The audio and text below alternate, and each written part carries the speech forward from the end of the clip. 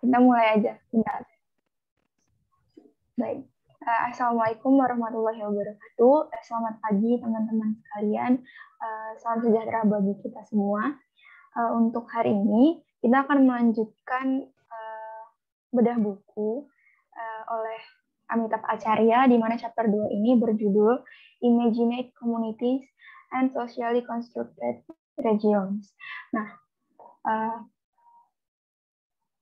kelompok 2 sendiri beranggotakan saya, Nur Fitria, yang hari ini akan menjadi moderator. Yang kedua ada Rizkyani, dan yang ketiga ada Revinaya. Nah, subbab-subbab dari chapter kedua ini ada 6. Yang pertama, definisi kawasan. Yang kedua, perspektif material dan ideasional. Yang ketiga, whole and parts. Yang keempat, past and present. Yang kelima, inside and outside. Dan yang keenam, permanence and transience. Nah, tanpa perlu berlama-lama, kita akan masuk kepada inti dari presentasi ini. Yang pertama akan membahas mengenai definisi kawasan dan konsep-konsep regional di dalamnya. Kepada Rizkyani, waktu dan tempat saya persilakan. Baik, terima kasih kepada moderator yang telah memperkenalkan saya. Jadi, pertama saya akan membahas mengenai definisi regional. Nah, apa sih regional itu? Pertanyaan ini seringkali menjadi perdebatan dalam literatur tentang hubungan internasional. Ada berbagai cara di mana konsep wilayah telah dipelajari, tetapi tidak ada satupun upaya yang telah terbukti atau mungkin akan terbukti definitif dan dapat diterima secara universal. Yang jelas, bagaimanapun studi tentang wilayah telah berkembang dalam literatur ilmiah tentang hubungan internasional. Daerah tidak lagi dipandang sebagai alami atau konstanta fisik, di mana konsepsi tradisional daerah fokus pada variabel yang relatif tetap, seperti kedekatan geografis, fitur budaya, bahasa bersama, serta warisan bersama. Mereka berusaha untuk membentuk apa yang umum di antara orang-orang dan unit politik-politik yang mendiami ruang geografis dan geopolitik tertentu. Kemudian pada tahun 1960-an muncul perspektif perilaku di mana wilayah tidak diidentifikasi dengan kriteria geopolitik tradisional, tetapi ditemukan dengan metode kuantitatif indukatif. Next.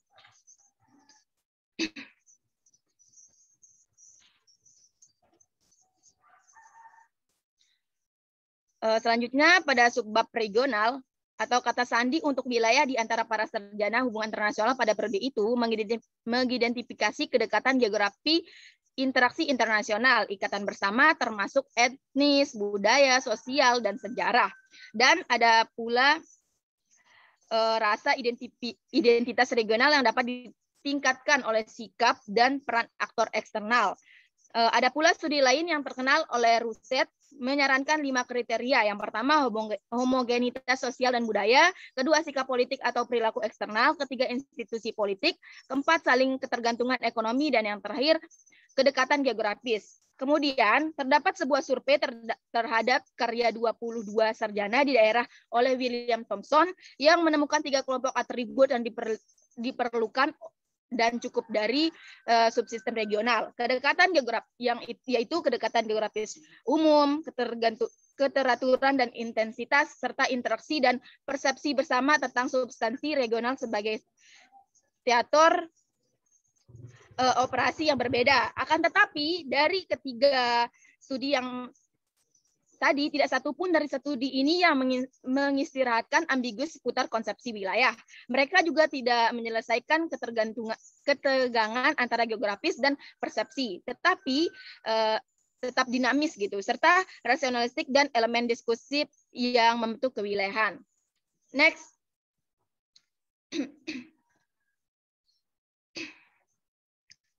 Nah, hingga pendekatan terbaru untuk studi wilayah telah bergerak melampaui pandangan geografis dan geopolitik kewilayahan dan pendekatan perilaku untuk mengukurnya. Semisal perspektif ekonomi politik yang mengkonseptualisasikan daerah sebagai produk sampingan dari proses globalisasi. Dalam pandangan ini, lokasi dan keterkaitan dalam ekonomi global dan struktur produksi transnasional menentukan kewilayahan. Sedangkan perspektif lain, pendekatan lain juga mengidentifikasikan kewilayahan dalam hal pola konflik dan kerjasama. Dalam pandangan ini, adanya konflik regional yang intens mungkin sama pentingnya dengan kewilayahan seperti faktor lainnya. Bahkan, literatur tentang daerah juga semakin mengakui peran interaksi dan sosialisasi, sehingga wilayah tidak lagi dikonseptualisasikan dalam hal kedekatan geografis, melainkan dalam hal interaksi sosial, politik, budaya, dan ekonomi yang bertujuan antara negara-negara yang sering tetapi tidak selalu menghuni ruang geografi yang sama. Namun, cara lain untuk mempelajari daerah telah melihat mereka sebagai kelompok identitas bersama, seperti yang dirasakan baik oleh diri sendiri maupun orang lain. Dalam pandangan ini, kewilayahan sangat bergantung pada representasi seperti pada realitas. Jadi, perspektif-perspektif baru dan yang muncul di wilayah ini cenderung menyatu di sekitar pendekatan konstruktivis sosial dan untuk hubungan internasional, meskipun mereka juga dapat ditemukan di berbagai bidang lain seperti geografi, sejarah, dan sosiologi. Next.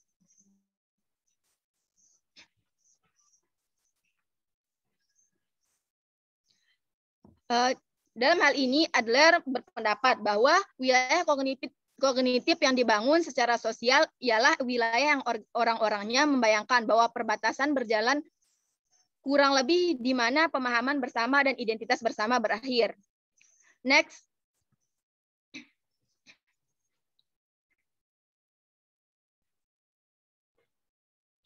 Namun, berdebat bahwa daerah dikonstruksikan secara sosial daripada entitas alami, Jayasurya ikut serta menjelaskan titik kritis perbedaan antara perspektif ini adalah bahwa perspektif konstruksionis menuntut kepekaan yang lebih besar terhadap sifat kontingen proyek regional. Begitu pula dalam kata-kata Katzensen yang karyanya pada dunia wilayah, bahwa wilayah bukan hanya konstanta fisik atau konstruksi ideologis mereka. Mereka mengekspresikan praktik manusia yang berubah. Dan di luar beasiswa hubungan internasional, Murphy berpendapat bahwa sebagai konstruksi sosial, daerah harus bersifat ideologis dan tidak ada penjelasan tentang individualitas atau karakternya yang dapat lengkap dan tanpa pertimbangan eksplisit tentang jenis gagasan yang dikembangkan dan dipertahankan sehubung dengan proses regionalisasi. Next.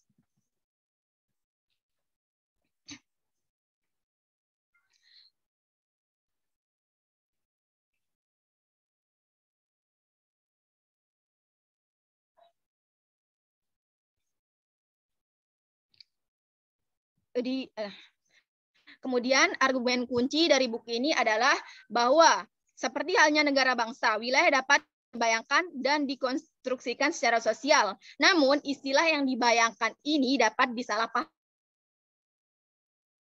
Kami mengingatkan bahwa suatu kelompok atau komunitas adalah hayalan, bukan berarti itu salah, dibuat-buat atau diciptakan. Dengan bayangan, Bellamy bermaksud bahwa kedekatan teritorial dan interaksi fungsional dengan sendirinya tidak cukup untuk membentuk suatu wilayah, adanya gagasan tentang wilayah, baik yang dipahami dari dalam maupun dari luar. Dengan dikonstruksikan secara sosial, Bellamy menyiratkan bahwa koherensi dan identitas regional tidak diberikan, tetapi hasil terutama dari sosialisasi sadar diri di antara para pemimpin dan masyarakat di suatu wilayah. Seperti yang dikatakan Michel Banks pula, bahwa daerah adalah apa yang diinginkan oleh politisi dan masyarakat. Jadi, jika mengatakan bahwa wilayah adalah komunitas yang dibayangkan, tidak berarti menerima bahwa pertanyaan tentang identitas Asia Tenggara secara implisit adalah pertanyaan tentang apakah Asia Tenggara atau dapat menjadi bangsa yang ditulis besar. Wilayah berbeda dari bangsa atau negara bangsa, meskipun mungkin ada menjadi beberapa paralel. Proses membayangkan wilayah belum tentu sama dengan proses membayangkan bangsa, karena negara bangsa dibayangkan sebagai entitas politik yang berdaulat. Wilayah dalam banyak kasus sebagai komunitas negara bangsa berdaulat. Selain itu, menerima pandangan daerah sebagai bangsa tertulis besar tidak serta-merta memperjelas hubungan antara identitas nasional dan identitas daerah. Buku ini berpendapat bahwa bentrokan antara keduanya tidak bisa dihindari. Next.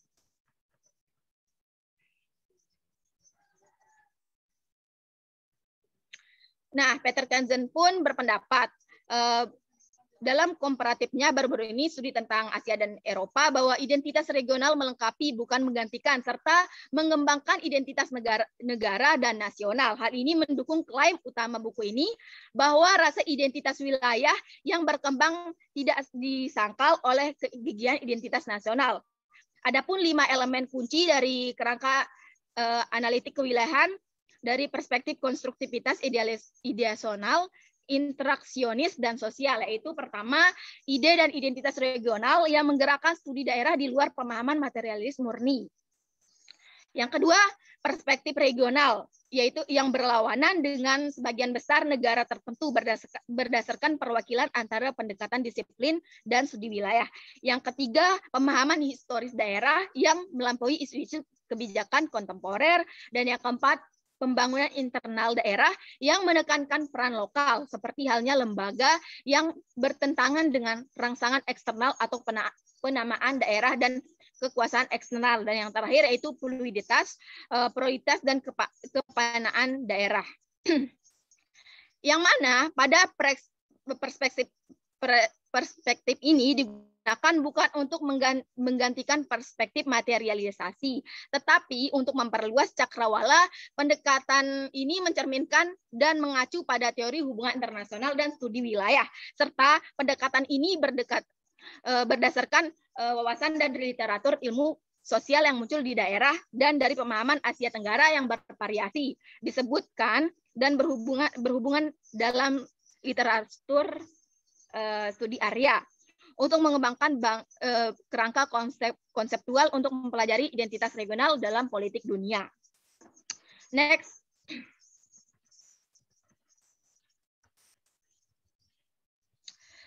Kemudian perspektif material dan ideasional pada wilayah. Sebagaimana sebagian besar analisis wilayah menekankan variabel material, termasuk lokasi geografis, hubungan kekuasaan atau ekonomi, dan saling ketergantungan. Ini penting. Tetapi buku ini berpendapat bahwa wilayah dan tingkatan juga lebih penting. Entitas sosial lahir dari imajinasi, wacana, dan sosialisasi. Suatu wilayah dipahami sebagai konstruksi ideasional dan material yang ada dan bertindak sebagai entitas sosial memiliki aturan inklus dan eksklus dengan identitasnya yang didefinisikan dalam hubungannya. Namun dengan karakteristik yang dirasakan dari daerah ini, pandangan menentang konseptual materialisme yang eksklusif tentang wilayah yang didefinisikan dalam istilah geografi geopolitik atau kekuatan pasar. Alexander Murphy juga berpendapat bahwa studi wilayah membutuhkan teori sosial di mana pengaturan regional tidak diperlakukan hanya sebagai abstraksi atau sebagai pemberian spasial sebelumnya, tetapi dilihat sebagai hasil dari proses sosial yang mencerminkan dan membentuk ide-ide tertentu tentang bagaimana dunia ini atau harus diorganisir. Jadi, di antara kekuatan ideasional yang membuat daerah adalah ide-ide regionalis atau konsepsi yang dipegang oleh orang-orang tentang bagaimana suatu daerah berasal, nilai dan karakteristik khas yang diwakilinya, dan seperti apa yang seharusnya evolusi masa depan. Elemen inti dari pendekatan buku ini menggunakan istilah Donald Crown mengenai hubungan konstruktif dan juga konstitutif antara gagasan kawasan Asia Tenggara dengan manifestasi dan kekuatan kelembagaannya dari waktu ke waktu. Berbagai imajinasi regionalis tentu saja ideologis dan idealistis yang mungkin tampak tidak nyata dengan realitas kontemporer. Namun ini tidak unik untuk Asia Tenggara seperti yang dicatat oleh Andre Howrell, meskipun gagasan tentang kawasan seperti Eropa, Amerika, argumen yang mengakar secara historis tentang definisi kawasan dan nilai. Ada pula seperti nasionalisme yang mengenai banyaknya penemuan kembali sejarah, pembuatan mitos, dan tradisi yang diciptakan. Nah, di sini perlu juga kita ketahui, seperti halnya elemen ideasional. Regional adalah identitas bersama dan konstituensinya dalam sebuah komentar yang pernah muncul, seperti yang dalam sebuah komentar yang muncul pada surat kabar Thailand dan The National. Papin waktu itu berpendapat bahwa identitas regional mencerminkan tingkat tertentu pencapaian organisasi, nilai-nilai umum, dan keyakinan etnis di antara anggotanya, perjuangan untuk status internasional, dan yang paling penting komitmen politik kewilayahan tersebut. Selain itu, identitas juga dapat memanfaatkan atribut domestik seperti fitur budaya, sejarah, agama, dan peradaban yang dimiliki bersama antara negara-negara. Akan tetapi, pada dasarnya ialah pandangan rasionalis posisi dan peran kelompok, karena identitas aktor politik terkait dengan mereka yang berada di luar batas dan wilayah masing-masing. Di mana pengembangan identitas terjadi ketika unit atau kelompok unit tertentu mulai mendefinisikan karakternya dalam hubungan dengan orang lain di Asia Tenggara. Pendekatan berbasis identitas akan menyelidiki bagaimana sekelompok negara, contohnya seperti ASEAN, didefinisikan karakternya dan peran mereka dalam tatanan regional dalam hubungannya dengan negara lain di dalamnya, misalnya Vietnam, dan di luar kawasan, mengenai bagaimana negara-negara ini mengembangkan perasaan kita yang menentang asumsi anarki yang lumrah dalam narasi realis Asia Tenggara. Aktor dapat memulai proyek pembangunan identitas dengan membayangkan diri mereka menjadi bagian dari entitas kolektif atau wilayah dengan memanfaatkan atribut dan pengalaman bersama, baik historis maupun kontemporer, tetapi tidak harus dibatasi oleh mereka. Upaya pembangunan identitas dapat dimulai pada awal asumsi normatif tentang perlunya dan keinginan persatuan meskipun terdapat banyak perbedaan dan perdebatan struktural. Pendekatan berbasis identitas yang mendasari buku ini menekankan pentingnya sosialisasi. Jadi, gagasan tentang identitas wilayah yang diberikan oleh buku ini bukanlah sesuatu yang diberikan secara geografis atau budaya, tetapi sesuatu yang dibangun dari interaksi sosial yang sadar diri di antara para elit daerah. Next.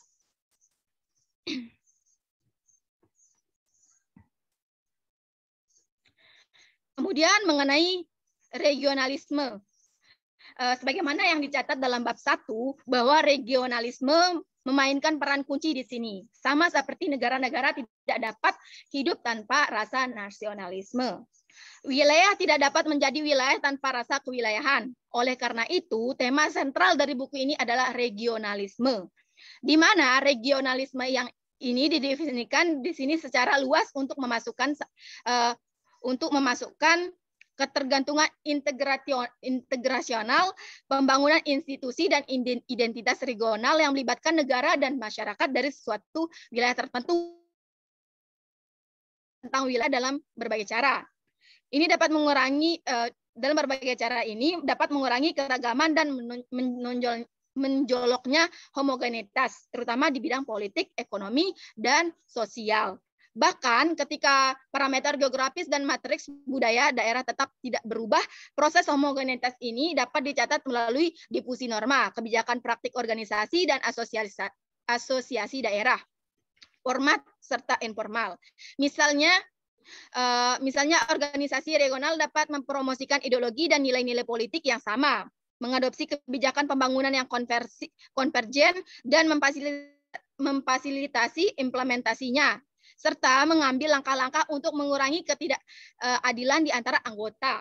Hal ini dapat menghasilkan sifat homogenitas dan kesamaan yang lebih besar, yang penting bagi identitas daerah. Kemudian interaksi intraregional membantu mengelola perbedaan dan konflik di antara negara-negara bagian dan berkontribusi pada kohesi regional yang lebih besar, sebuah aspek penting dari wilayah. Perspektif kewilayahan dapat diperkuat melalui pengelolaan konflik intramural secara damai dan perselisihan atas masalah teritorial, politik, dan ekonomi. Lebih jauh lagi, regionalisme dapat berkontribusi pada gagasan tentang suatu kawasan dengan meningkatkan komitmen negara-negara di wilayah geografis tertentu untuk menghindari peron dunia luar. Pencarian seperti ini untuk otonomi daerah sering terungkap melalui kebijakan inklus dan eksklus dan dengan mengadopsi kebijakan bersama yang menggambarkan kepentingan dan identitas kawasan dari kekuatan global yang lebih besar, tidak seperti berbagai pendekatan tradisional untuk hubungan internasional seperti neorealisme dan neoliberalisme. Tetapi teori sosial tidak memperlakukan identitas sebagai diberikan atau sebagai tetap, tetapi sebagai keadaan proses yang konstanta melalui sosialisasilah negara mengembangkan identitas kolektif yang memperbaiki dilema keamanan. Proses sosialisasi dapat dimulai bahkan ketika unit dan partisipasi tidak memiliki kesamaan struktural yang signifikan, seperti budaya bersama warisan, sistem politik serupa atau bahasa yang sama identitas kolektif yang dibayangkan selama dan sebagai hasil dari interaksi aktor atau kelompok aktor dalam konteks kelembagaan. Next.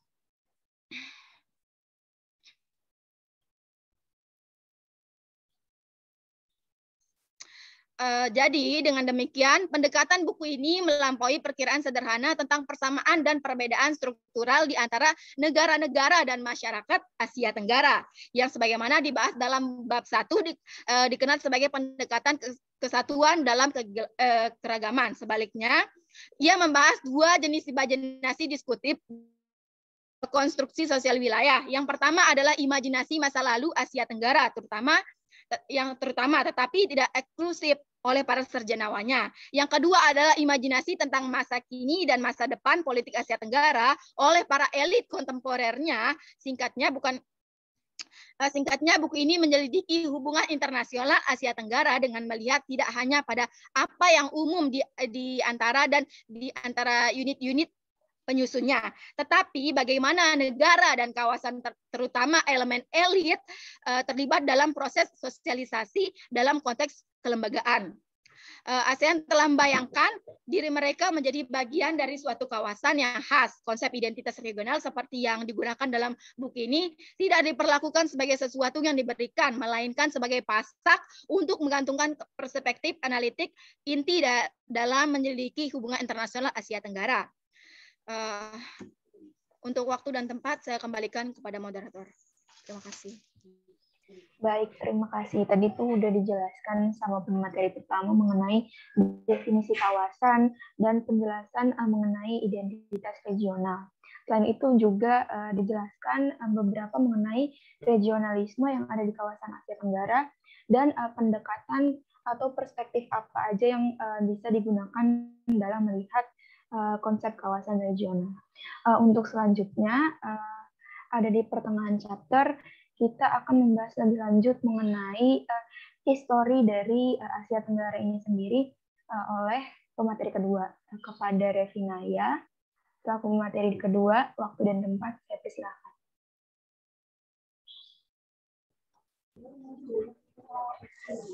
Baik, mungkin bisa next slide mungkin ya. Iya. Nah, baik, mungkin saya mulai saja ya. Dari saya sebagai pemateri kedua akan membahas mengenai whole and parts, di mana bagian-bagian yang membuat menjadi satu kesatuan yang penuh. Ya, di mana satu wilayah atau kawasan regional yang memiliki entitas yang secara historis spesifik mengenai kejadian yang telah terjadi dan memiliki satu historis yang berhubungan seperti itu. Lalu perspektif hubungan internasional di kawasan Asia Tenggara diperlukan untuk dapat berfokus. Ini maksudnya untuk fokusan studi hubungan internasionalnya itu lebih ke lokalnya.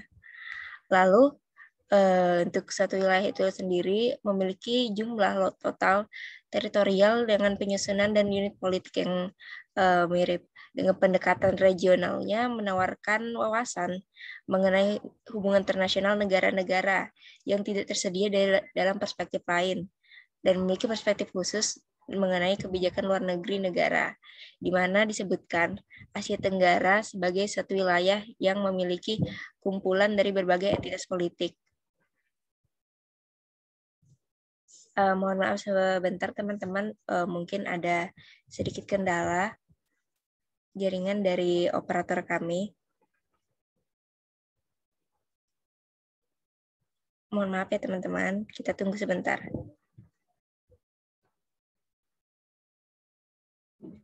Nah, mungkin kembali lagi mengenai entitas politik di Asia Tenggara yang memiliki kemiripan antara satu sama lain. Next slide.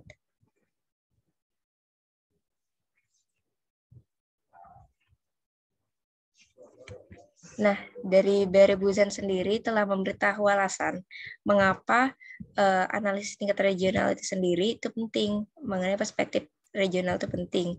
Dengan tidak adanya perkembangan pada wilayah-wilayah tersebut dengan pemahaman mengenai isu-isu politik dan keamanan internasional yang cenderung mempolarisasi sistem global di satu sisi, dan di sisi lainnya ada sisi nasional di tingkat masing-masing negara yang memiliki perspektifnya berayun di antara penekanan berlebihan pada peran dominan yang lebih besar, yaitu kekuatan dalam sistem global, dan pendekatan berlebihan juga pada internal dinamika dan perspektif masing-masing negara itu. Nah, perspektif regional juga menjadi penting dalam beberapa tahun terakhir, seperti yang diucapkan oleh David Lake dan Patrick Morgan, yang berpendapat bahwa pentingnya hubungan regional telah berkembang dengan berakhirnya Perang Dingin. Dan wilayah itu sekarang secara substansial menjadi tempat konflik dan kerjasama yang lebih penting daripada masa lalu di mana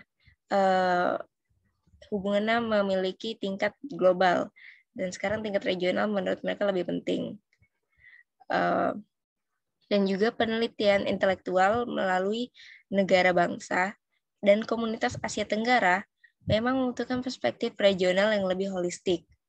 Pendekatan khusus di Asia Tenggara memiliki manfaat yang cukup besar, tapi ada juga dirasa resiko untuk menunjukkan kekhasan nasional yang melebih-lebihkan intra-regional perbedaannya, yang menciptakan kesan yang salah bahwa negara bangsa itu tetap menjadi satu-satunya unit hubungan internasional yang bermakna dan tidak berpengaruh secara signifikan oleh kekuatan globalisasi ekonomi dan regionalisasi, serta perubahan normatif dan ideasional global lingkungan di mana dia beroperasi.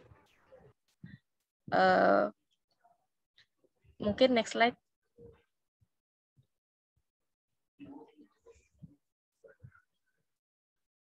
Nah, selanjutnya mengenai pendekatan regional sendiri, di mana yang disebutkan adalah di mana sisi mengakui identitas regional dan kepribadian kognitif daerah.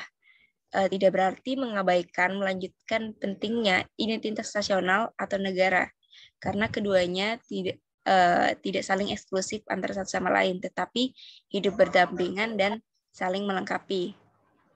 Dari sisi masyarakat dan sisi historis, dari apa yang terjadi pada negara-negara satuan Asia Tenggara, dari sudut etnis dan juga geografisnya yang menjadi regional itu sendiri. Lalu ada pengetahuan lokal. Untuk pengetahuan lokal sendiri adalah pengetahuan yang diproduksi oleh spesialis di daerah kawasan tersebut yang mampu memperdalam ilmu hubungan internasional dari sudut pandang lokal. Nah, ketidaksepakatan antara perspektif spesifik negara dan regional ini sering mencerminkan ketegangan yang mendasari antara mereka yang mendekati Asia Tenggara dari perspektif studi wilayah dan mereka yang melakukannya dari perspektif disipliner. Dan mungkin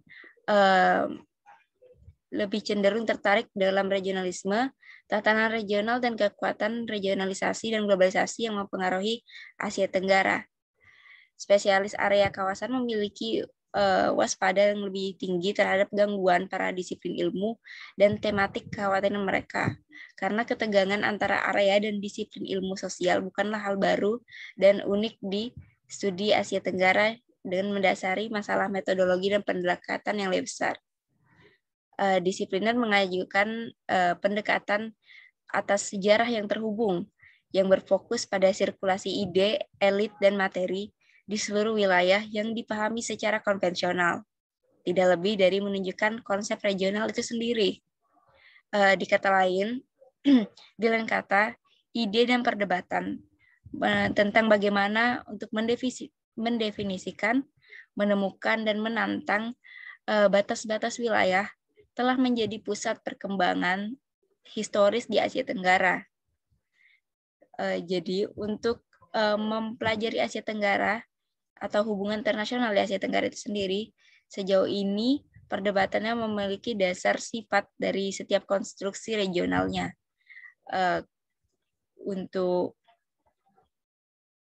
ide utamanya itu adalah harus memiliki entitas fisik atau budaya atau produk yang koheren, interaksi yang mendalam dan berkelanjutan, dan sulit untuk dipertahankan.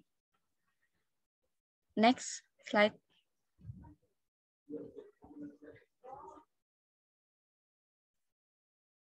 Mungkin next slide sebelumnya balik. Ada yang ketinggalan. Mohon maaf. Balik ke regionalnya sendiri. Saya belum menjelaskan mengenai kawasan seperti yang dijelaskan oleh saudara Ristiani tadi.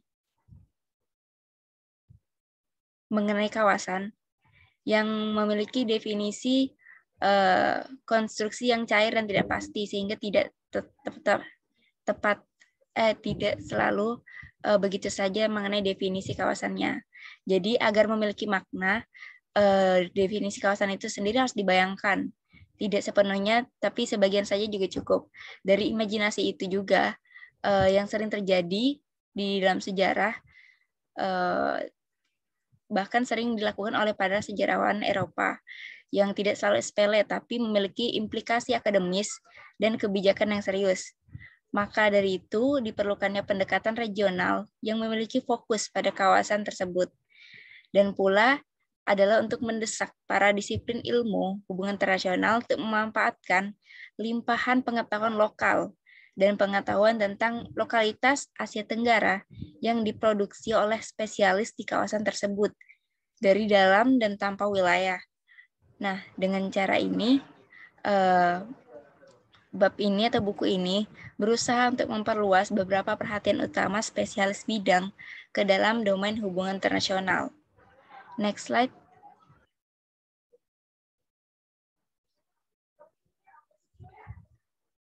Next lagi. Nah, di sini. Ya. Mengenai past and present atau kejadian lampau dan kejadian pada masa ini. Nah, jadi wilayah itu adalah entitas yang secara historis spesifik tadi kan, pada naik dan turun waktu bersejarah. Jadi status daerah itu tidak dapat dievaluasi hanya dengan menganalisis peristiwa kontemporer. Sejarah termasuk wacana tentang asal-usul daerah dan kenangan dari daerah tersebut merupakan sumber utama dari identitas suatu kawasan tersebut. Nah, di dalam buku ini membahas tidak akan mengabaikan yang tidak semestinya dari proses sejarah jangka panjang yang masuk ke dalam pembuatan identitas kawasan.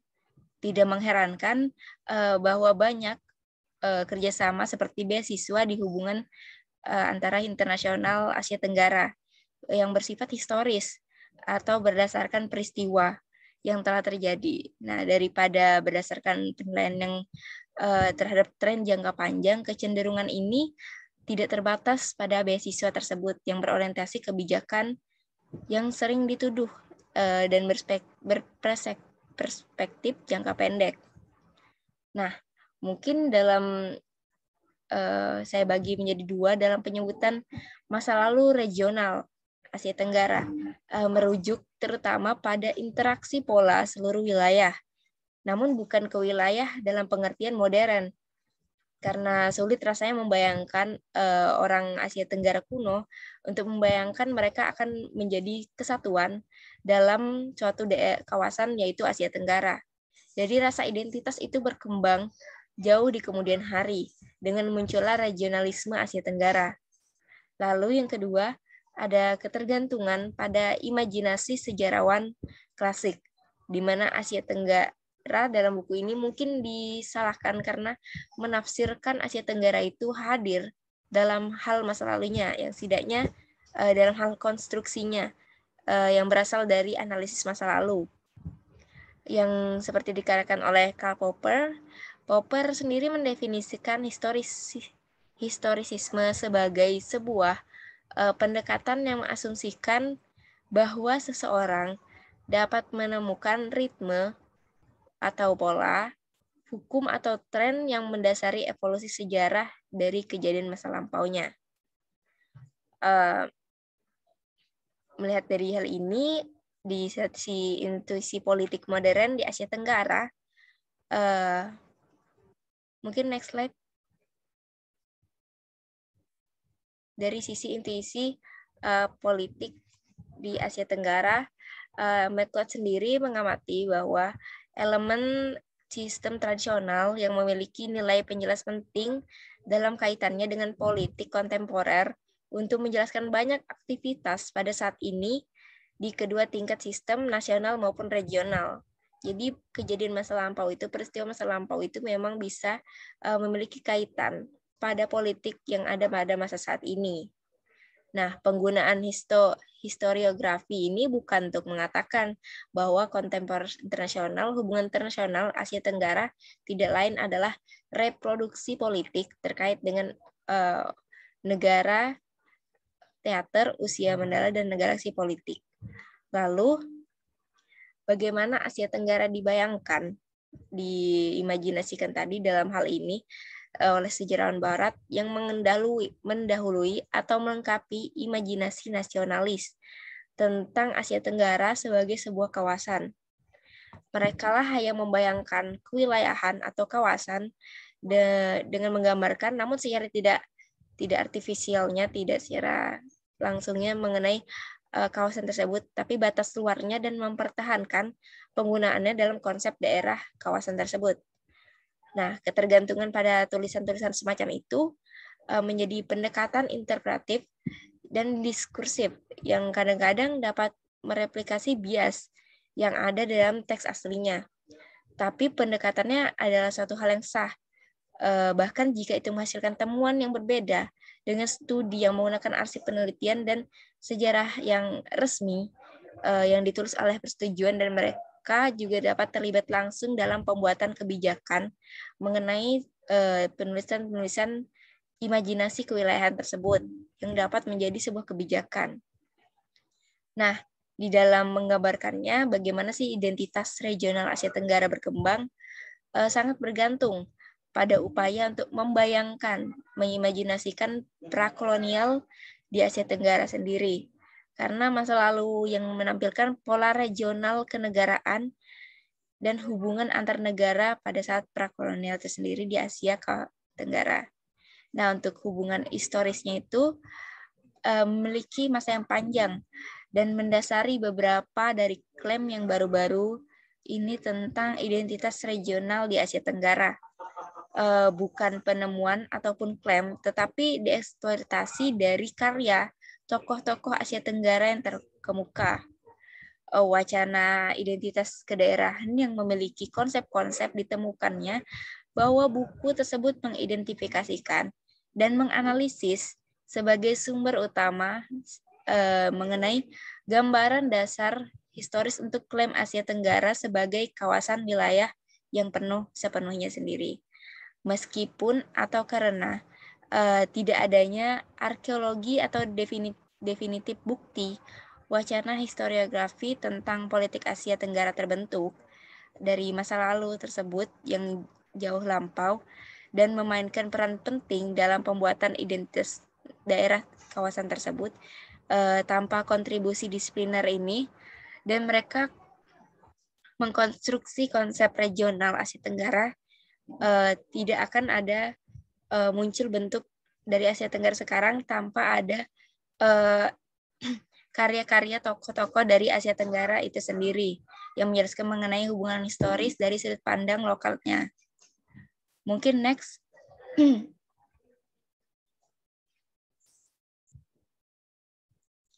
Nah, untuk penggunaan past that from the present, yang mana masa lalu yang membentuk pada masa sekarang. Nah, jadi penggunaan sejarah dalam menelusuri evolusi wilayah Asia Tenggara itu termasuk hanya referensi mengenai sistem negara bersejarah seperti Mandala, bukan untuk membuat argumen bahwa masa lalu tidak lalu bisa menjadi atau sedang direproduksi di masa sekarang.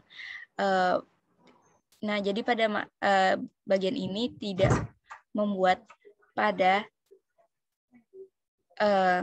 argumen bahwa masa lalu itu tetap menjadi untuk menjadi masa sekarang.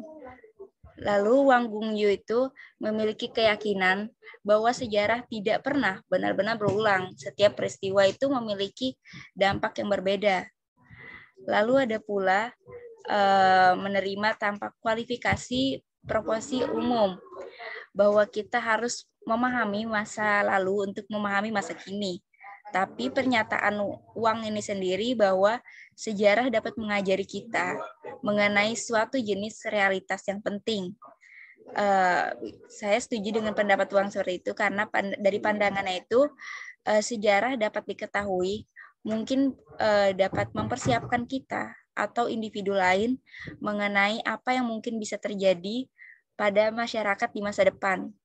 Nah, tujuan menggunakan sejarah pada saat ini dari sisi historiografinya dalam buku ini adalah mengidentifikasi dan mendiskusikan berbagai cara di mana para imajinasi di sejarawan lampau itu membayangkan Asia Tenggara sebagai sebuah kawasan itu sendiri, daripada menegaskan bahwa pola klasikal yang sekarang muncul kembali atau mereproduksi diri mereka sendiri. Jadi di sini dijelaskan mengenai masa lampau itu tidak selalu menggambarkan apa yang akan ada di masa sekarang. Tapi bisa saja kejadian lampau itu memberi pelajaran bagi kita ataupun orang lain mengenai kejadian yang akan datang. Dan juga bahkan kejadian masa lampau itu bisa saja terulang kembali di masa yang akan datang. Mungkin itu saja dari saya. Sebagai materi kedua, saya akan serahkan kembali kepada moderator.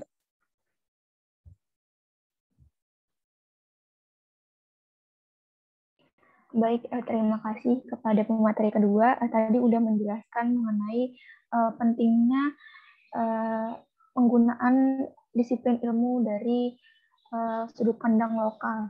Gitu. Nah, untuk selanjutnya, pemateri ketiga, atau saya akan menjelaskan mengenai internal dan eksternal dari kawasan Asia Tenggara sendiri.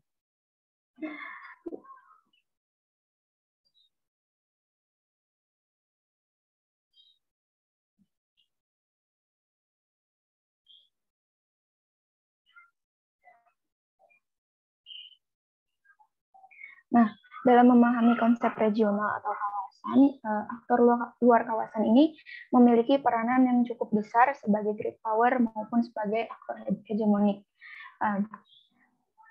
Peneliti tradisional mengenai dinamika regional telah didominasi hegemonik, sebagaimana contohnya adalah pembentukan aliansi perang dingin oleh Amerika Serikat dan Uni Soviet seperti NATO, SEATO, CENTO, dan Fakta Warsawa. Pembatasan regional yang dipaksakan ini tidak berjalan baik pada anggotanya dalam menyelesaikan konflik intraregional karena memang ada sedikit perbedaan sudut pandang. Nah, dua kubu antara Amerika Serikat dan Uni Soviet ini kita ketahui sendiri sedang memperebutkan kekuasaan mereka dalam perang ideologi dengan mengumpulkan keberpihakan di kawasan Asia Tenggara. Nah, SEATO sendiri ini menjadi salah satu organisasi multilateral yang dibentuk sebagai pertahanan diri dari ancaman komunis.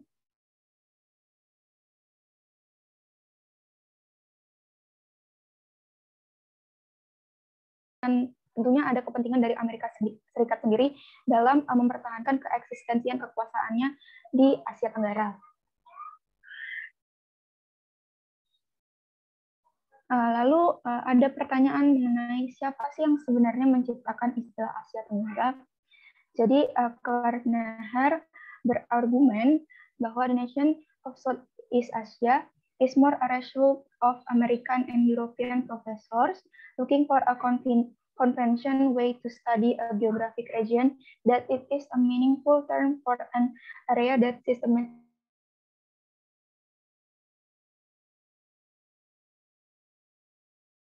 Tenggara ini lebih kepada merupakan hasil para peneliti dan ilmuwan Amerika dan Eropa yang sedang meneliti mengenai kawasan geografis yang hasilnya sendiri lebih mendekati kepada wilayah yang secara sistematis itu berbagi kesamaan.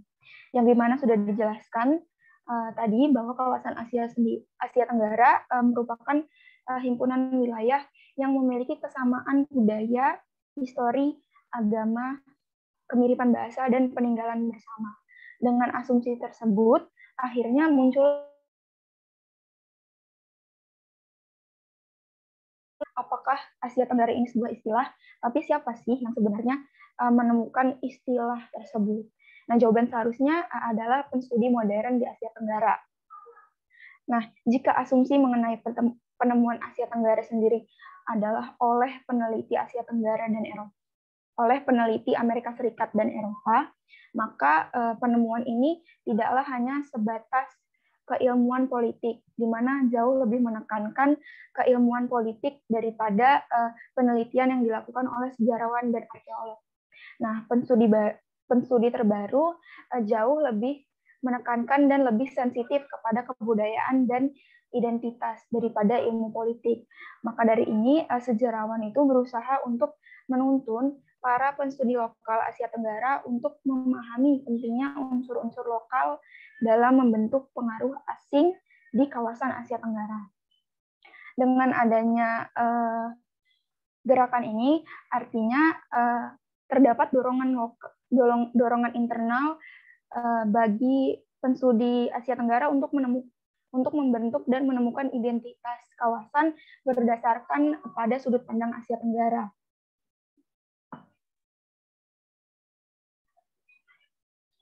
Nah, selanjutnya mengenai konstruksi regional, ternyata pada masa Perang Dingin, kekuatan eksternal ini tuh cukup diperlukan dalam menentukan batas-batas wilayah melalui penciptaan hubungan transnasional, intervensi great power, dan bentuk regional baru yang berbeda.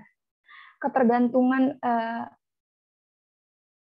negara-negara di kawasan Asia Tenggara akhirnya tuh berkurang pasca kolonialisme, di mana pemimpin negara di kawasan Asia Tenggara ini mulai menunjukkan kemampuan untuk menciptakan dan menyusun kembali hubungan-hubungan dan identitas regionalnya sendiri.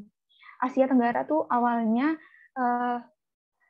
merupakan wilayah yang terkesan digunakan oleh orang luar, akhirnya menjadi realitas yang berfokus kepada politik dan ekonomi dengan menggerakkan organisasi ASEAN sebagai organisasi kawasan dan tidak hanya menekankan kepada pertahanan keamanan wilayah saja.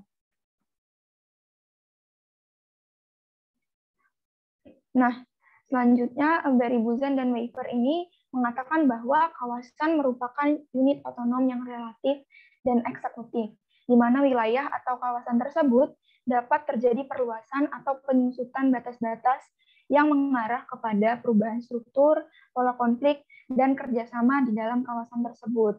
Selain itu, ada argumen menurut Katzenstein mengatakan bahwa sebuah kawasan itu dapat terpengaruh kehadirannya dengan dua proses, yaitu globalisasi dan internasionalisasi. Di mana globalisasi itu merujuk kepada kemajuan teknologi yang akhirnya melahirkan aktor-aktor baru dan hubungan baru. Sementara internasionalisasi ini berkaitan dengan pemahaman politik negara bangsa yang lama atau relevansi berkelanjutan dan intensitas hubungan daripada aktor yang ada. Jadi dari dua argumen tadi dapat dikatakan bahwa nggak ada wilayah yang mampu menutup diri dari kedua proses tadi. Ketika kawasan tersebut menjalankan otonomi yang relatif dari pengaruh eksternal, maka tidak akan tercipta yang namanya otonomi absolut atau kawasan yang permanen. Nah, batas-batas wilayah sendiri akan berubah ketika merespon perubahan pola konflik dan ekonomi. Munculnya pusat-pusat kekuatan eksternal dan porositas akibat globalisasi dapat merubah wilayah dan definisi sebagai bentuk respon pada dinamika internal. Karena udah dijelaskan tadi bahwa kawasan sendiri itu merupakan konstruksi sosial yang sewaktu-waktu itu dapat berubah.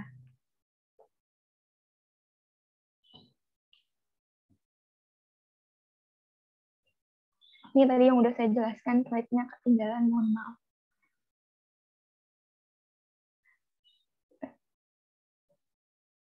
Mengenai argumen Wittgenstein. Nah, selanjutnya ada tantangan nih dalam menghadapi identitas regional, yaitu hadirnya kebangkitan ekonomi dan militer oleh aktor eksternal atau aktor baru dari luar kawasan.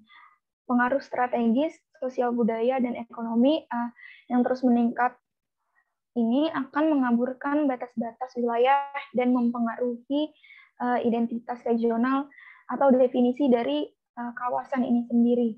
Sebagai contohnya adalah kebangkitan militer dan ekonomi Cina dan India di kawasan perbatasan, memungkinkan memicu kembali terulangnya masa lalu Asia Tenggara di mana Cina dan India bertindak sebagai dua negara tetangga dengan perdagangan yang cukup besar dan menjadi sumber ide budaya dan politik di kawasan Asia Tenggara.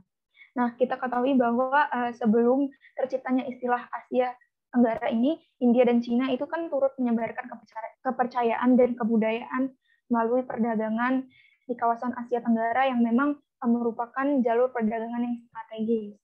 Nah, maka melalui banyaknya campur tangan eksternal pada kawasan internal di Asia Tenggara, ini tentu saja akan berpengaruh buruk pada ketahanan identitas dan konsepsi regional. Nah, kesimpulan dari chapter 2 ini yang dapat disimpulkan adalah penjelasan mengenai faktor-faktor dalam pembentukan hubungan internasional di Asia Tenggara itu tidaklah hanya ide, konstruksi sosial, dan pembangunan identitas.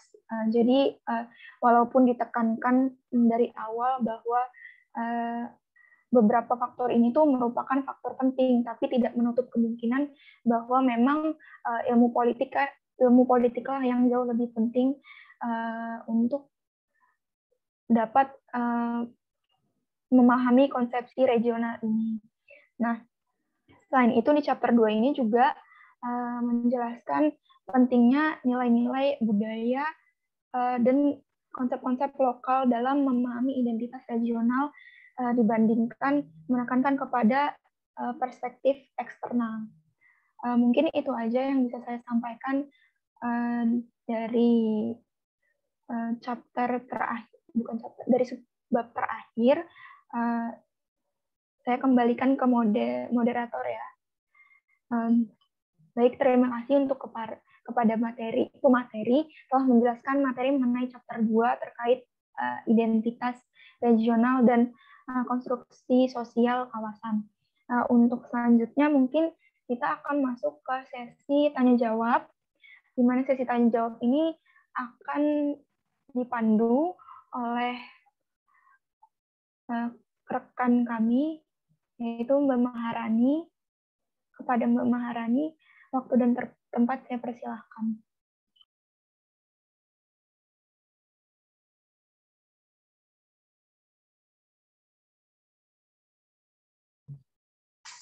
Ya, terima kasih untuk kesempatannya.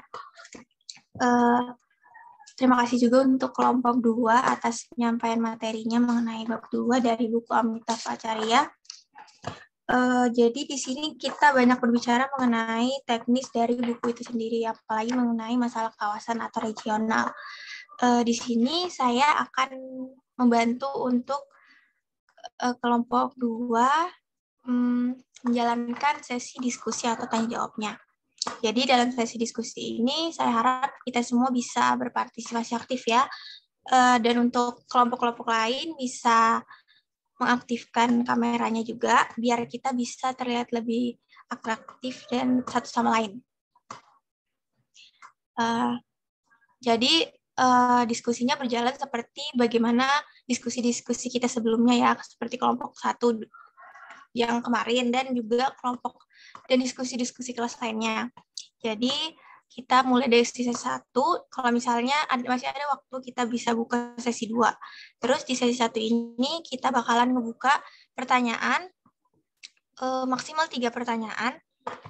Jadi setiap yang bertanya saya akan persilahkan untuk raise hand dan langsung dijawab oleh pemateri. Dan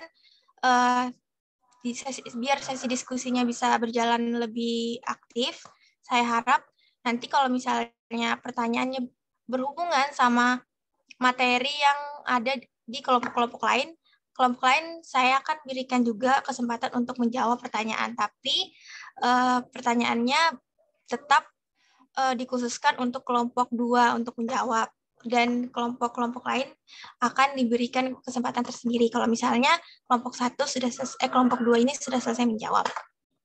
Jadi biar yang menjawab lebih komplit jawabannya dan lebih maksimal, kita juga bakalan ngasih poin ya untuk orang-orang yang bakal menjawab, terutama untuk poin-poin atau apresiasi kita terhadap kelompok 2 yang telah menyampaikan jawabannya atas pertanyaan-pertanyaan diberikan oleh kelompok-kelompok lain. Dan tentunya juga yang bertanya akan mendapatkan poin karena telah ikut aktif dalam partisipasi diskusi ini. Jadi kita mulai dari diskusinya ya. Dari pertanyaan pertama, saya persilahkan untuk peserta-peserta diskusi lainnya untuk raise hand, menggunakan fitur raise hand untuk mengajukan pertanyaannya.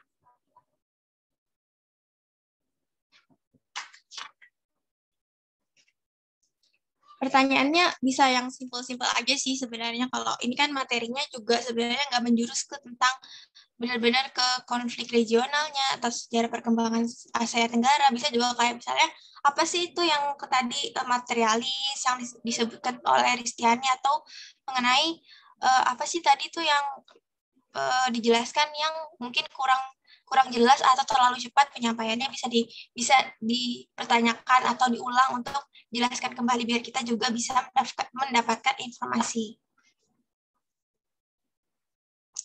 Tuh.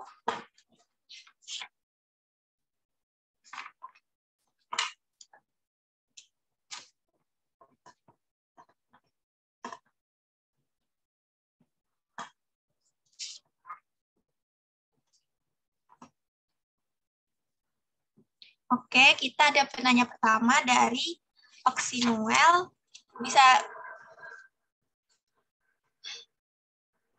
kedengaran nggak suaranya?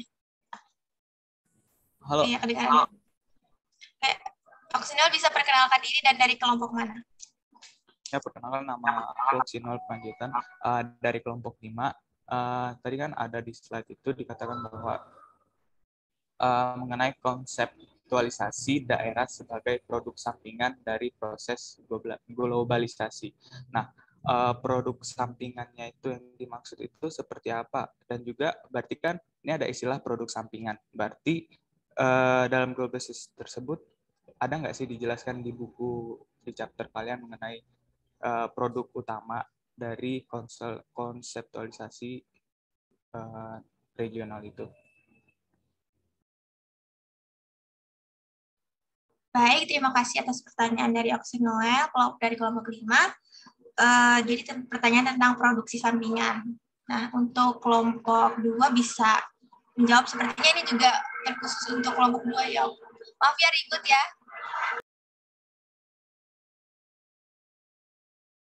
Jadi ini pertanyaannya khusus untuk kelompok 2 sepertinya karena ini lebih menjurus mengenai teknis dan konseptual. Saya persilakan kepada kelompok 2 untuk menjawab.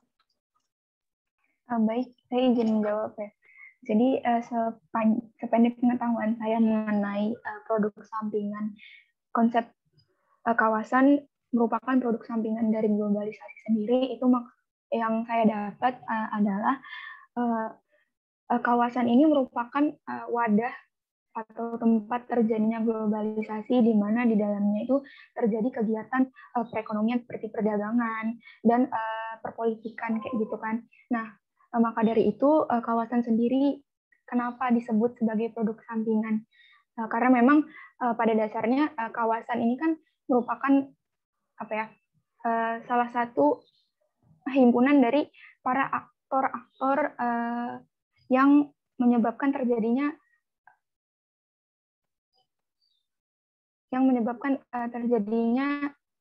interaksi internasional kayak gitu.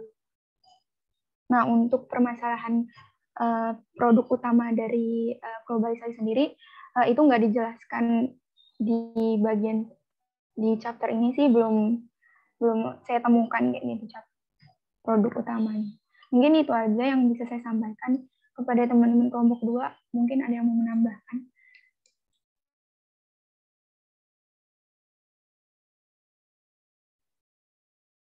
Ya, tadi itu jawaban dari Nur Fitria dari kelompok 2 ya. Mungkin teman-temannya misalnya Naya atau Ristiani ada mau menambahkan. Kalau misalnya udah cukup, dari jawabannya bisa bilang cukup. Oke, cukup ya. Berarti udah setuju sama jawaban dari Nur Fitria. Jadi kembalikan lagi kepada Oksi Noel. Apakah jawaban dari Nur Fitria ini cukup menjawab dari pertanyaan yang Noel tadi berikan? Itu mau mastiin aja sih. Jadi tuh produk sampingannya itu merupakan interaksi antar sesama negara di kawasan regional itu ya. Iya, karena adanya interaksi itu akhirnya kan menciptakan kawasan itu sendiri. Oke, thank you. Oke, jadi Noel udah siap, udah sip menjadi, udah oke gitu sama jawaban dari Nur Fitria. Iya. Oke, berarti menurut Oksi Noel, jawaban dari Nur Fitria dari poin 2 sampai 5, Noel bakal ngasih poin berapa?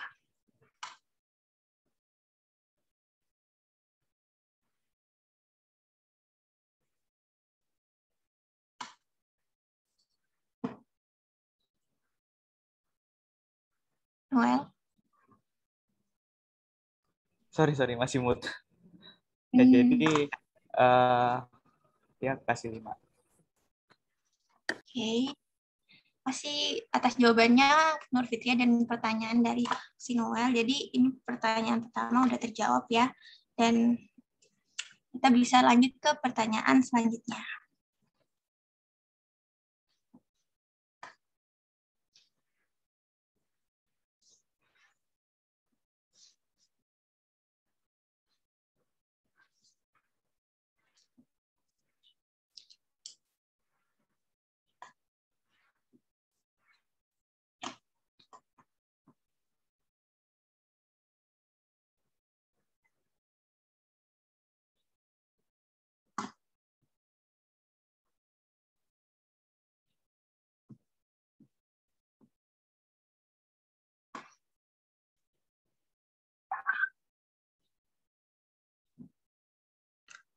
Ada pertanyaan lagi nggak?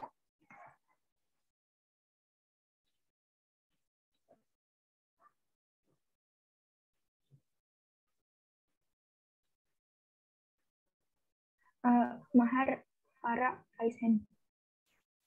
Oh iya. Farah resen ya?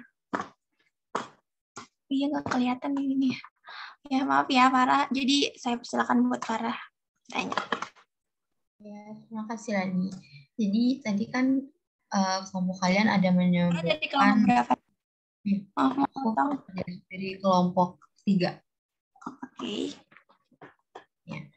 Jadi tadi dari kelompok kalian ada menyebutkan mengenai imajinasi diskurtif di dalam pendekatan kesatuan dalam keragaman. Maksud dari imajinasi destruktif itu kayak gimana ya? Makasih.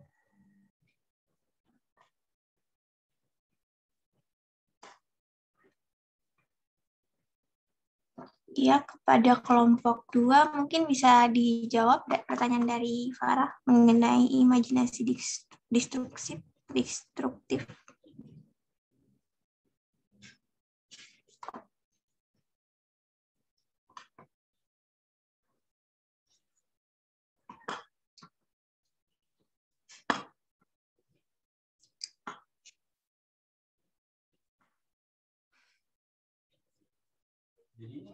Tes, halo. Kedengaran? Iya, kedengaran suara Naya. Oke, aku coba jawab sependek pengetahuanku ya mengenai imajinasi destruktif. Nah, jadi pada masa itu untuk melihat sebuah kawasan Asia Tenggara secara penuh, secara langsung, secara benar-benar ada gitu, mereka belum ada dulu, kayak petanya dulu belum ada untuk mengenai kawasan-kawasan di wilayah Asia Tenggara. Jadi mereka hanya bisa berimajinasi dahulu mengenai kawasan tersebut. Oh, ternyata di kawasan ini ada negara bagian ini sama negara bagian ini. Kita jadiin satu kawasan aja, yaitu Asia Tenggara. Jadi dulu hanya berawal dari imajinasi para sejarawan Eropa yang mungkin pada masa itu ada pada saat masa kolonial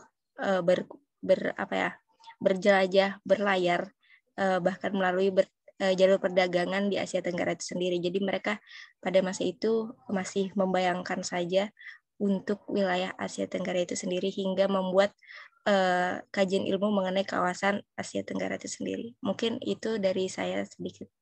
Terima kasih. Ya, makasih jawabannya dari Naya. Nah, itu tadi jawaban dari pertanyaannya Farah, atau kelompok dari kelompok 2, anggota lainnya ada yang mau menambahkan? Udah ya? Oke, udah. Nur Fitria sama Ristiani sepertinya sudah setuju akan jawaban dari Naya. Apakah Farah sudah merasa cukup atas jawaban yang sudah disampaikan oleh Revinaya tadi? Berarti imajinasi destruktif ini nih bawaan dari Eropa yang sampai sekarang cuma kayak abu-abu gitu ya jadinya. Iya benar. Jadi masih anu kah? Iya. Oh ya. Jadi ya untuk pada masa itu belum ada disipliner ilmu lokal orang dari Asia Tenggara sendiri yang menonjolkan ilmu dari kawasan Asia Tenggara sendiri, sehingga pada masa itu masih orang Eropa yang mengimajinasikannya. Ya gitu, belum ada kajiannya dari Asia Tenggara pada masa itu. Oke, terima kasih Naya. Aku udah paham. Oke. Makasih juga buat Farah atas pertanyaannya dan jawaban dari kelompok 2 dan Naya juga atas jawabannya. Kita kembalikan lagi kepada Farah dari poin 2 sampai 5. Jawaban dari Revinaya, Farah ingin memberikan poin berapa? 5 aja deh nih. Oke. Terima kasih. Berarti selanjutnya kita beralih ke pertanyaan ketiga.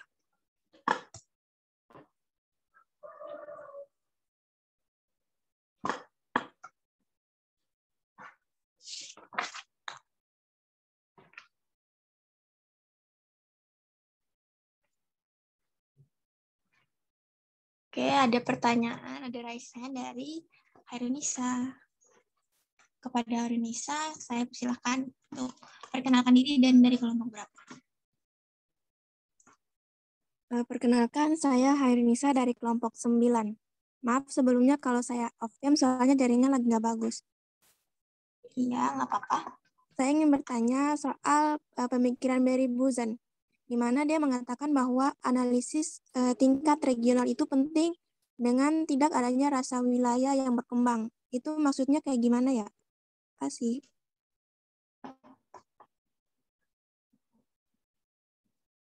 Ya, kepada kelompok 2 bisa untuk mulai menjawab pertanyaan dari Ernisa.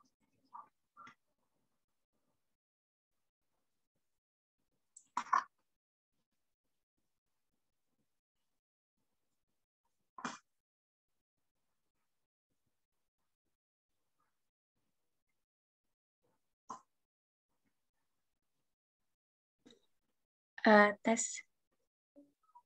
Ya, kita dengar. Iya. Mungkin sedikit lagi ya, saya ingin sependek pengetahuan saya ingin menambahkan tadi. Karena pada Barry Boozan tadi di slide saya. Nah, jadi untuk yang disebutkan oleh Barry Boozan tadi itu mengenai pentingnya analisis tingkat regional itu agar pada setiap kawasan di negara-negara bagian tersebut memiliki perkembangan pada wilayahnya tersebut. Mereka menjadi peduli akan wilayahnya daripada orang-orang lain yang malah membuat ilmu atau kajian ke wilayahnya. Jadi Barry Boozan menyatakan bahwa sebaiknya yang membuat keilmuan tersebut itu adalah orang di kawasan tersebut, agar ada perkembangan dari sudut pandang orang di kawasan tersebut. Itu mungkin sedikit apa kurang gimana, Hairunisa? Maaf. Itu tadi jawaban dari Rafnaya. Mungkin anggota yang lain bisa menambahkan.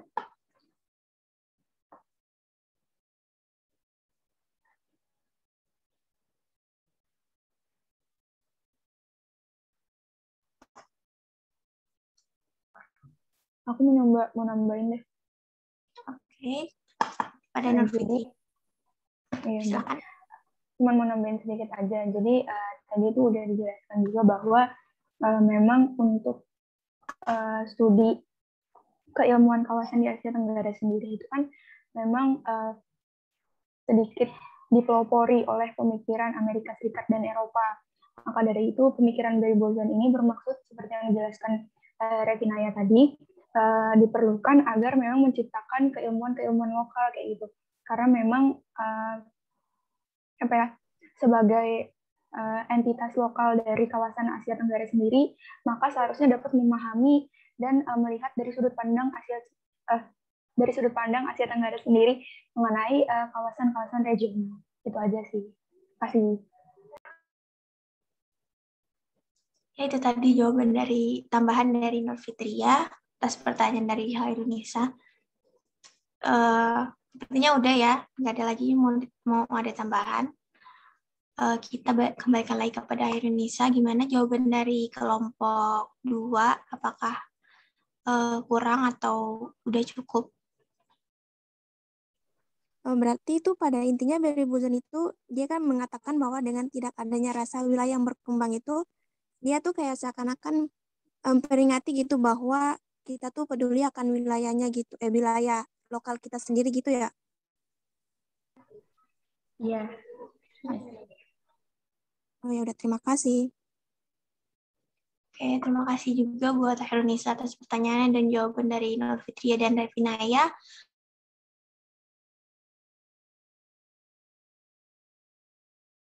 Dari 2 sampai 5. Poin 5, Kak. Oke. Untuk Nur Fitria atas tambahannya tadi. Hairunisa. Maaf, gimana, Kak? Tadi jawaban tambahan dari Nur Fitria, Hairunisa ingin memberikan poin berapa? Poin 5 juga, Kak.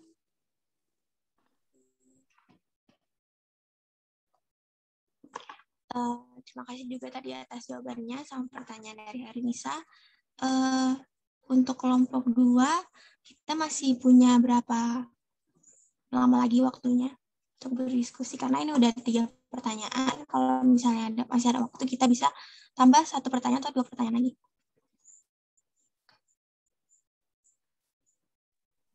Kita kayaknya cukup untuk 1 pertanyaan lagi deh. Jadi 1 pertanyaan lagi, habis itu kita tutup ya. Nanti untuk akhir, apakah ada closing statement?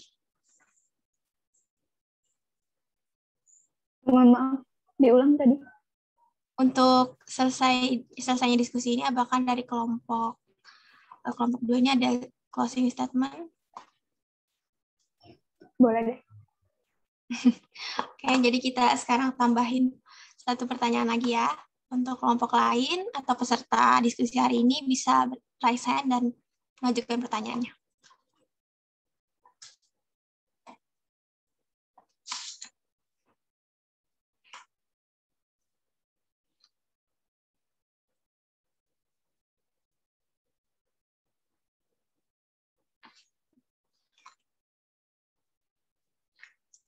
Oke deh, untuk pertanyaan terakhir, saya mau bertanya. Jadi, saya persilahkan untuk diri saya untuk bertanya.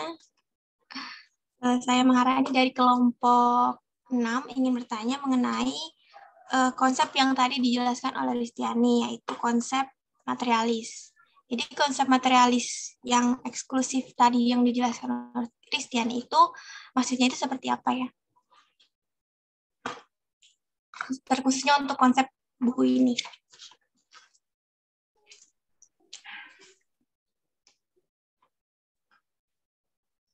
Apa Kak? Coba ulang pertanyaan Kak. Jadi saya ulang pertanyaannya mengenai, jadi buku ini tuh memiliki konsep yang tadi Ristiani jelasin mengenai konsep materialis. Nah, jadi konsep materialis ini yang tadi Ristiani jelaskan itu maksud detailnya seperti apa?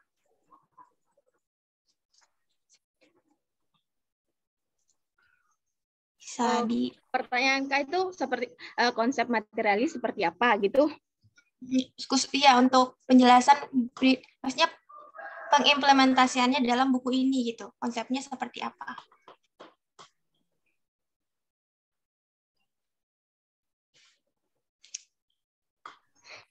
Belum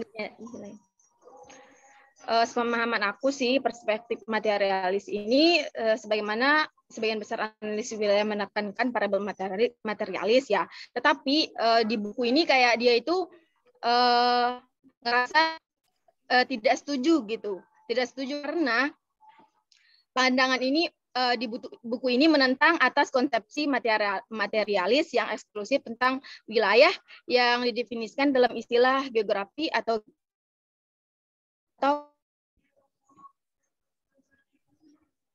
ya.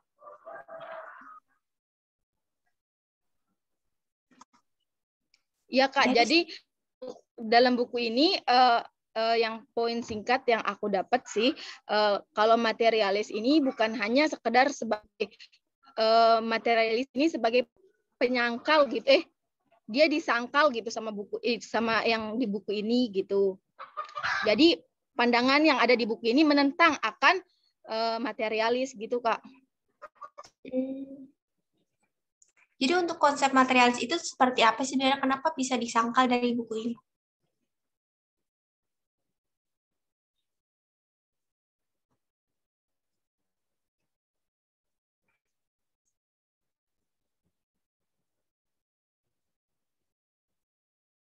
Kalau yang aku pahami ya, materialis ini adalah paham dalam filsafat yang menyatakan bahwa hal yang dapat dikatakan benar-benar ada adalah seperti materi gitu Kak, teori. Seumpama teori gitu. Suamana aku. Jadi kita sadar memandang teori, tetapi kita juga melihat politik, geografi, geopolitik atau kekuatan pasarnya gitu Kak. Oh, jadi mengenai masalah di buku ini atau di bab ini terutamanya lebih ke bagaimana regional itu sendiri ya, bukan mengenai teori. Ya. Oke, terima kasih jawabannya kepada Ristiani. Saya berikan poin 5 kepada Ristiani. Oke, tadi itu, oh iya, untuk anggota lainnya mungkin ada yang mau menambahkan? Enggak ya? Oke, makasih. Pasti jawabannya dari Ristiani. Juga pertanyaan dari saya. Terima kasih untuk diri saya sendiri. Oke, tadi udah pertanyaan terakhir ya. Berarti kelompok 2 udah tidak membuka pertanyaan lagi. Sesuai dengan durasi waktu yang udah habis, kita tutup sesi diskusi hari ini. Terima kasih kepada kelompok 2 atas penyampaian materinya, juga pertanyaan-pertanyaan serta jawaban yang udah dijawab secara maksimal hari ini. Saya persilakan kepada kelompok 2 untuk menyampaikan closing statement-nya. Baik, makasih Maharani atas kesempatannya untuk menyampaikan closing statement ini. Jadi mungkin ingin menyimpulkan saja dari hasil diskusi kami bahwa memang dalam konsepsi wilayah dari buku ini itu berusaha untuk tetap mempertahankan pentingnya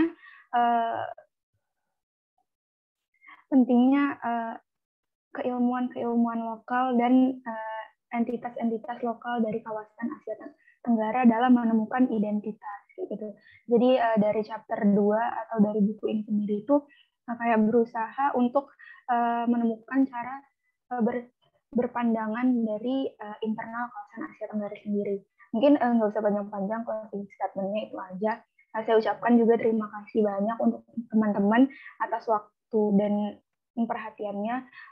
Mohon maaf saya ucapkan mewakili teman-teman kelompok 2 apabila ada salah penerjemahan atau penafsiran kalimat pada buku ini. Terima kasih. Saya kembalikan ke Mbak Maharani. Ya, terima kasih juga atas closing statement-nya dari Nur Fitria selaku koordinator dari kelompok ini. Ya, terima kasih juga kepada semuanya telah menghadiri diskusi pada hari ini.